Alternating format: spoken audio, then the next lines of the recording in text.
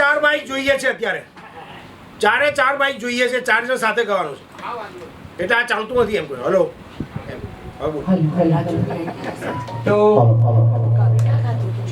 જેમ અહીંયા આપણે જોયું કે બે જણા એકબીજા સાથે આમ સરસ મેળ મેળવીને રાગથી ગાઈ શકે છે, એમ ત્યાં એ વખતે 1996માં જે ટીવી પર અંતાક્ષરી થઈ ને ત્યાંના જયકર ભોજક એન્કર હતા, એક ગુજરાતની જાનીમાની હતી.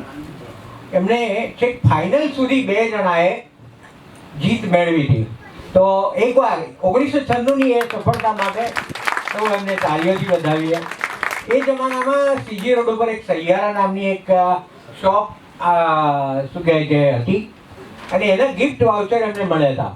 એ પહેલી જે ખુશીનો જે આનંદ એમના ચહેરા ઉપર મને જ્યારે જ્યારે એમણે વાત કરી ત્યારે જે હતો ને એ હજુ મને આપણે બરાબર યાદ છે, અવર્ણનીય છે. સંજયની એક થોડીક વાર બીજી કરી લઉં કે એમના કુટુંબમાં એના પપ્પા અને મામા આ બધા જ સંગીતની વિરાસત સાથે એમને થોડોક વારસો આપી ચૂક્યા છે. તો વાત એમ છે કે સંગીત કેરી સરગમની જેમ પહેલો સંગીત કેરી સરગમનો જેમ પહેલો સ્વર છે સા, સંગીત કેરી સ્વર્ગમનો જેમ પહેલો સ્વર છે સા, જીવન કેરી સરગમનો પણ સાચો સ્વર છે મા. એમની માતા પ્રત્યેની જે આમ લાગણી છે ને એ ભક્તિના સ્વરૂપની હતી. મેં જોયેલી છે, આઈ કેન વાઉચ ફોર ઇટ. તો એમના માટે જીવન કેરી સરગમનો સાચો સ્વર છે મા, એ આ એક મને જેમ સમજણ પડી એમ મેં થોડીક કોશિશ કરી છે કે આપને સમજાવું.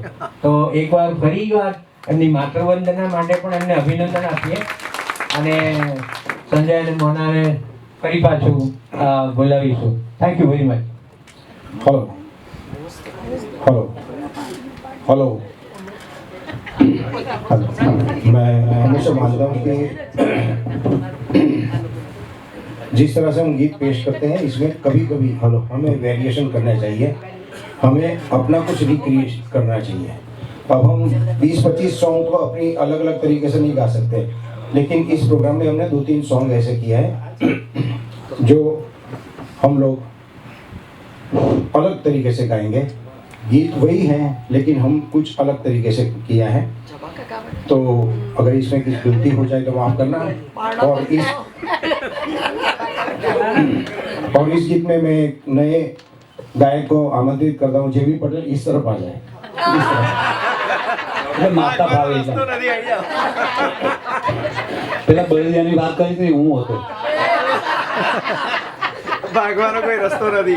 મને તો ખાલી બદનામ થઈ ગઈ.